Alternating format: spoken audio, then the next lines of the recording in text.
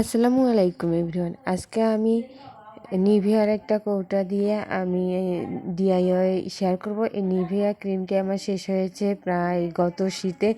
তারপর আমি এই ক্রিমের কৌটাটি রেখে দিয়েছিলাম যে কিছু একটা করব, তো হচ্ছিলই না। আজকে বসে গেলাম এই কাজটি শেষ করার জন্য। তো আমার কাছে এই লাল কালারটি মনে হলো এখানে দিব, তারপরে কেমন জানি লাগলো যে লাল কালারটা ভালো লাগতেছে না, কিন্তু ফাইনাল লুকটি দেখার পর আমার কাছেই ভালো লাগলো যে লাল কালারটা সত্যি ভালো হয়েছে। তো আমি এখানে একটা ফর্ম দিয়ে ড্যাব ড্যাব করে লাল কালারটি করে নিচ্ছি।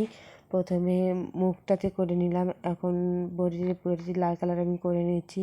লাল কালারটি পুরোটা করা শেষ হলে আমি শুকিয়ে নেব। এই তো শুকানোর পরে আমি ফিরে আসলাম।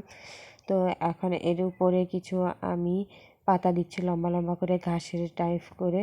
তো আমার ক্যামেরাটি এখানে সরে গেছিলো, তো এই জন্য সমস্যা হয়েছিল। পরে আপনারা পুরোটা দেখতে পারবেন যে কী হয়েছে এখানে। তো আমারই ডিস্টার্ব মনে হচ্ছে যে ক্যামেরাটা কেন সরে গেলো, আমি প্রথমে বুঝতে পারিনি। তো আর আমি ভিডিও চেক করার পরে দেখি যে ক্যামেরাটা এইভাবে সরে গিয়েছে। তারপরে আমি এই জায়গাটুকু ঈদের সময় কেটে দিতে পারতাম, কিন্তু আমি কেটেও দিলাম না। থাক, কী ব্যাপার।